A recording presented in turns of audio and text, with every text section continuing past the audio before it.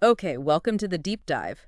We've got this really interesting stack of material you've shared, all looking into New Zealand's place in the whole AI revolution thing. Yeah, it's fascinating stuff. And the material, it frames it pretty starkly, doesn't it? Yeah. Talking about a quiet crisis, maybe even a reckoning for NZ. It does, especially for a country we often think of as, innovative. So our mission today is really just to unpack this specific material together, pull out the key bits, figure out what it's saying about AI development, AI adoption in New Zealand, based only on these sources you've given us. And the big question that sort of jumps out from the pages, at least for me, is this. Is New Zealand actually getting left behind? You hear about other countries racing ahead, AI, robotics, biotech, quantum computing. Hmm. Is NZ keeping up? It feels like the sources try to answer that. They give data, reasons why, the costs, and importantly, maybe some ways forward. Exactly. It's quite a comprehensive look Yeah. and, yeah, a bit challenging in places looking at where the country stands right now.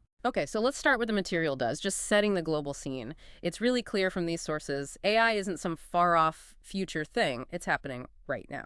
Oh, absolutely. It's changing everything, isn't it? Mm. Drug discovery and healthcare, self-driving cars, finance, even creative stuff with generative AI. It's everywhere. And the investment numbers, the Mm. material quotes for 2023 are kind of staggering. You really are. The U.S., what was it, over $67 billion? 67 billion? Yeah. China, estimated maybe $15 to $20 billion. The UK, over $3.6 billion. And even Australia, closer to home, over $1.5 billion already, and signaling more to come for deep tech. Okay, and this is where the material really brings it home for New Zealand. The contrast is, well, that's stark. It is. Compared to those massive figures, the material says New Zealand's total annual spend, public and private combined, is less than $100 million. Less than 100 million, so like less than a tenth of Australia's. Miles behind the big players. Exactly. And one really sharp point the source makes from this data, it says New Zealand ranks near the very bottom, per capita, in AI spending within the OECD. The OECD, so the Club of Developed Nations, basically. Right, so it's not just low spending overall, it's low compared to its peers relative to population size. So let's dig into the specifics for NZ just based on this material you sent over. It's not just the money, is it? The sources point out that as of mid-2025, New Zealand still doesn't have a national AI strategy. Yeah, that's highlighted as a big gap, especially when the material notes over 60 other countries do. You mentioned Singapore, Canada, the UAE. They've got plans in place.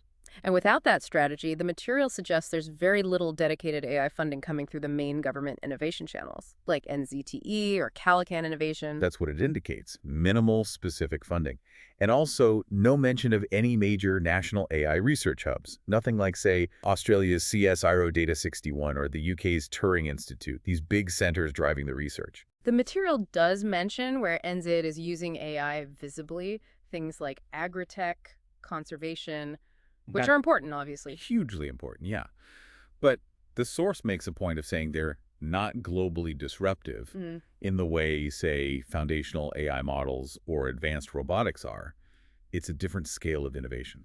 Okay, and this sort of leads into another really critical theme in the material, the people side of things, what it calls the brain drain. Ah, yes, the talent issue. Top tech talent leaving the country. And the material gives reasons why, right? It points to things like a lack of high-paying tech jobs locally. Yep, that's one.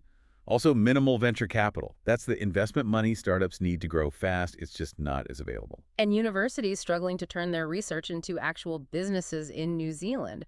The commercialization pipeline. Exactly. Great ideas might start there, but the support to scale them up within NZ is often lacking, according to these sources. And there's a number attached to this, isn't there? Something like over 30% of STEM grads leave within 5 years. That's the statistic quoted, yeah.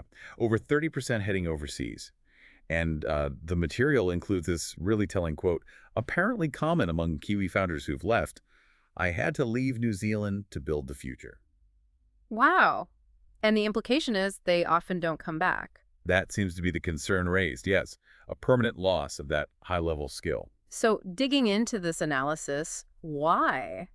Why has New Zealand ended up here, according to this material? It seems to offer a few core reasons. First one being policy inertia. Right. The idea here, as presented in the source, is that NZ's innovation policy has tended to focus on its traditional strengths like dairy, tourism, rather than really targeting these newer disruptive technologies like AI as a national priority. So not enough focus on the future tech. That's the argument. And it also notes a lack of those big public-private partnerships specifically for AI, the kind you see driving things forward in Europe or Canada or Australia. Okay, then there's the venture capital gap we touched on. Yeah, the numbers are pretty clear in the source. New Zealand's VC investment per person is just a tenth of Australia's. 1/10. Which, as the source argues, means if you're a Kiwi founder needing serious money to grow, you often have to look offshore. The US, Singapore, the UK are mentioned as common places they go. And the third point the analysis makes is about culture. Cultural and institutional risk aversion. hmm It describes both public institutions and maybe parts of the private sector as being generally quite cautious, hesitant to bet big on new, unproven tech or startups. Which affects things like universities trying to commercialize their research, turning ideas into products. Exactly. And it also apparently impacts government buying decisions, public procurement. The material suggests it rarely favors local up-and-coming AI startups. They tend to go with established, maybe overseas players. It really does paint a challenging picture. So, okay, if things keep going this way, what does the material say the actual cost is? What are the consequences of being left behind? Well, several big ones are outlined. First, the risk of serious economic stagnation. Stagnate. Yeah, the source points to NZ's productivity growth being basically flat, near zero, since 2019. And it suggests that without harnessing tech like AI, that trend could get worse. Less competitive, less productive. And beyond the economy. There's a concern about strategic irrelevance. The argument in the source is that in this new era, things like controlling your own data, strong cybersecurity, and having deep tech skills, they aren't just economic nice-to-haves. They're about geopolitical influence, national security. So if you don't have that sovereign capability in AI, You risk becoming less relevant on the world stage, potentially more dependent on others. okay, what else? And maybe the biggest one is simply missing out on building the next wave of major industries. While others are leading in generative AI, autonomous systems, AI, and biotech, the source suggests New Zealand could miss its moonshot moment to create these kinds of globally competitive sectors at home. Right, missing the boat on the future economy. Okay, so that's the problem statement, pretty clearly laid out in the material. But it doesn't just leave it there, does it? It talks about solutions, a possible way forward. It does. It shifts towards a kind of playbook for catching up. The first and maybe most fundamental step proposed is to actually adopt a national AI strategy. Finally get a plan on paper. Essentially, yes, setting up a dedicated task force, maybe under an existing ministry like MBIE, or perhaps standalone. And crucially, the source stresses this strategy needs to prioritize sovereign AI, keeping control over key infrastructure and data within NZ. And tailoring it to local needs. I think it mentioned Maori data sovereignty. Exactly. Developing ethical frameworks that respect local context, including indigenous data rights. That's seen as vital. Okay, step 1, strategy. What's next? Step 2, according to the material, supercharge tech investment. Basically, put more money behind AI and related deep tech. It suggests things like expanding existing government grants, like those from Callahan Innovation, specifically for AI and machine learning projects.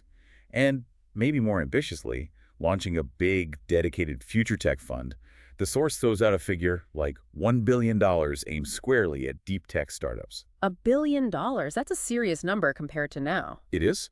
And it also suggests looking at models like Israel's Yosma program, where the government basically matched private VC funding to encourage more investment, using public money to unlock private capital. Right, stimulate the private sector. Okay, so strategy, investment. What else? Then it's about building AI hubs and talent pipelines, creating the ecosystem. Like physical places Yeah. or networks. Both, Okay. potentially. It suggests setting up collaborative hubs between universities and industry to get research out into the market faster. It mentions Finland's AI business program as a possible model. Okay, and the talent side. That involves things like creating special visa incentives to attract top AI talent from overseas. But also, crucially, building homegrown skills by funding more AI boot camps and retraining programs for the existing workforce. Makes sense. You need the people. Anything else in the playbook? The final piece is about forging global AI alliances. Recognizing NZ can't do it all alone. So teaming up. Yeah, actively collaborating with other like-minded countries. The source specifically mentions Singapore, Australia, Canada, the Nordic countries as potential partners. And also getting more actively involved in international AI bodies, like the OECD's AI Observatory, sharing knowledge, shaping standards. So it's quite a comprehensive set of recommendations there. Strategy, funding, talent, collaboration. It is. And the concluding thought in the material is quite So? powerful, I think. It basically says, look, the situation is serious. The window for action is definitely narrow, But not close. but not closed. There's still time, but action is needed soon. And it makes that really interesting comparison to New Zealand's own history, doesn't it? It does. It brings up things like being the first nation to give women the vote, going nuclear free. Yeah. These moments where NZ took bold, decisive action. And the suggestion is that the same kind of boldness is needed now. Exactly. But this time, the source says the battle isn't, political in the same way. It's in the boardroom, the classroom, and the lab. That's where the decisive action needs to happen for AI. So the overall takeaway from this material seems pretty clear. Missing out on AI isn't just about losing an economic race. No, the source frames it as potentially losing a lost generation in terms of talent staying, building future capabilities, and maintaining NZ's place in the world. It's quite a heavy warning. It really is. Which brings us to the end of this deep dive. Thinking about everything laid out in this material you shared, New Zealand's history of bold moves and its current spot in this AI race. What does that tell us, perhaps, about what innovation and national ambition really mean in the 21st century? What really stands out most to you, the listener, from hearing about these sources today?